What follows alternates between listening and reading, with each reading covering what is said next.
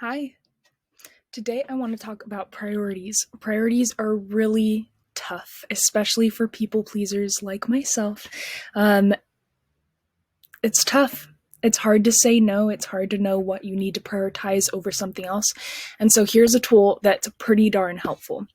First, if you're a physical journaler or if you're a digital journaler or any kind of you capture your thoughts somewhere or you have a schedule or to-do list, any of that kind of stuff. I'm going to show you what works for me. So, in the beginnings of my notebooks, I've been usually lately using a little moleskin journal. It's pretty cheap if you get the ones that are like this. It's like between $3 and $5 each. I guess that's not totally cheap, but they work really well, and I like that they're the same size as one another.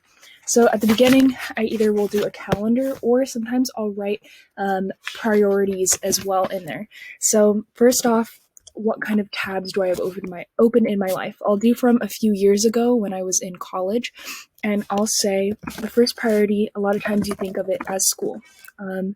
But actually, I'll remind you, guess what? You are your priority. I also ran different clubs and businesses, and I also pretty much always had at least one job going on, if not a couple. So I say me, I'm the priority, because guess what? If I wasn't around, I couldn't even get school done. If I wasn't around, I couldn't have a job. If I wasn't around, I couldn't do a small business or an entrepreneurial project. So me, I'm first. Then school. I'm a student second when I am a student. I'm not a student right now, but when I am, or if I go back into higher education, that's part of my big identity. That's a priority.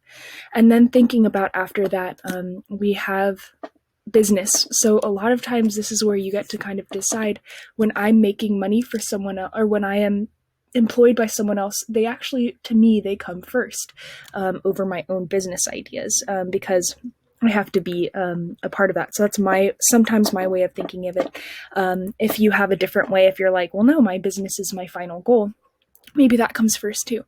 But let's think about, I'll go with my way. So my job. And then let's think about entrepreneurship. And then after that, it's hobbies. So I usually keep it between like 4 or 5 things. And then what happens after is if you feel lost, if you feel a little bit swimmy in your head, if you're just so overwhelmed because you have so much going on, then you can go back to your priorities at the beginning of your journal or on a sticky note or wherever you want to keep this and just say, okay, I have my giant to-do list. Let's think about what my to-do list is right now. I usually keep a running to-do list in my notebook, and then as things get crossed off, I keep it there. Once my to-do list goes too far away in my journal, then I bring it to, I rewrite it in the most updated place in my journal, and I only copy the things that haven't been done yet. So I have some stuff that's been on there for a couple months actually, but it's just not that big of a priority, I guess, because I'm not doing it. But anyways, when you're really stressed, you think about, okay, let's go to the first priority. It's me. Am I okay? No, I'm not okay because I'm really stressed. I'm really overwhelmed. So how do I get me to be okay again? Do I need to take a nap? Do I need to eat a little bit of ice cream? Do I need to not eat ice cream and eat carrots instead? Or could I make myself a little coffee or get a cup of ice water or go on a walk or see if a friend is available to chat? Do I need to call my mom? Do I need to call my sister? Do I need to journal? A lot of times I am such a big journaler, especially a digital journal. I have a really long, like 500-page digital journal. It's just a Google Doc that I've been journaling on since I was younger. And for years, I've just been on there. What do I need to do to get me back online, me back calm? I do that, even if I have a lot of homework, right, as a student, or if I have a lot of tasks to do on my job. Okay, once I'm good, if I'm good, I'm like, no, I'm good. I just need to get my schoolwork done or something. Then you think about school. What do I need to do? When are my to-dos? When are my next deadlines? Get those done. If you're looking at your priorities and you're like, no, school's actually fine. I've got my homework done. Everything for tomorrow that is due tomorrow is done. I'm like a day ahead, 2 days ahead. I'm good. Okay, let's go to your third priority. Mine is job. So, do I have any outstanding tasks that I need to do? Am I supposed to be running social media for a company and I haven't I haven't posted today yet for them? Or maybe you're already a week in advance and you're planning the schedule for next week and you know that you just need to get that done. That should be your next thing to get done. Say all of that is done. And now I have my entrepreneurship hobby and hobbies, and maybe for my own job, for my own entrepreneurship project, I need to make sure I go email and schedule for my next check-in with the partner that I'm working with. Or maybe I haven't heard from one of my clients yet, so I need to go check in with them and see how they're doing on the past task. Maybe they haven't paid me yet, and I have to go remind them, hey, like next time we meet, we can talk about accounting and get up to date in our finances, anything like that. Maybe I haven't paid someone for my entrepreneurship project, and I'm like, oh crap, I've been needing to send or reply to that invoice and make sure that everyone's paid, that kind of stuff. So tackle that next.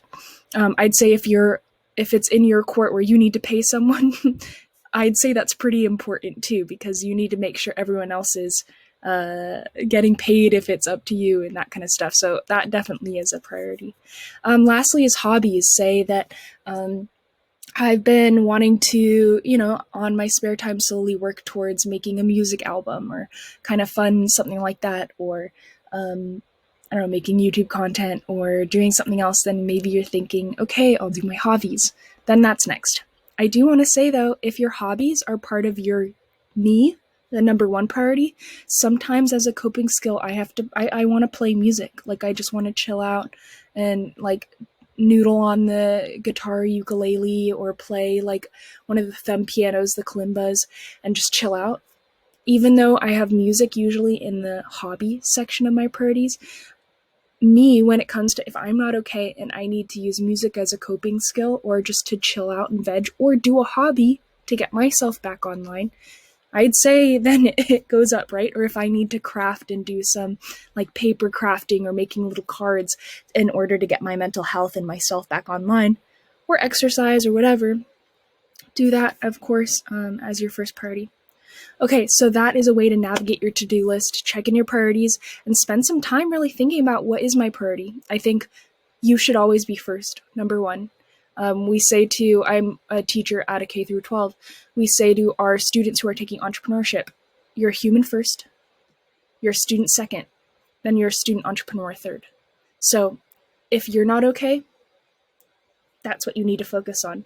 If you're okay, but your schoolwork is not okay, focus on your schoolwork.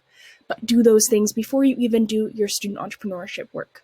Those are important. Human first, student second, and a student entrepreneur third. Or maybe you're a human first, a mom second, and a small business owner third, right? Think about those things.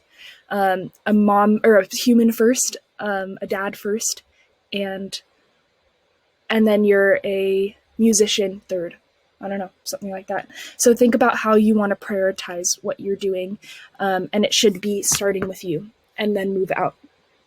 All right, I hope that was helpful. This is how I do myself, figure out my own priorities, and also figure out how to navigate my to-do list when I'm too overwhelmed. Okay, hope that helped.